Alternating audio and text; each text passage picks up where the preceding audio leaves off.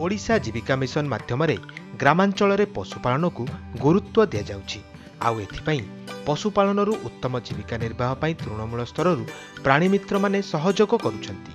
छेली एवं कुकुड़ांक उचित जत्न पाई प्राणीमित्र माने नियमित परामर्श देइथांती। छेली गुहाल एवं कुकुड़ा फार्म पाई उत्तम वायु चलाचल व्यवस्था रहिबा जरूरी।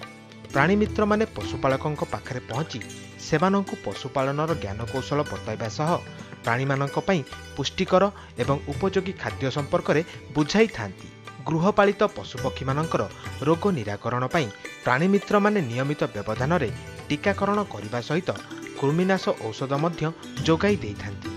पशु संपदर विकास लगी प्राणीमित्र मानकर भूमिका बेस गुरुत्वपूर्ण।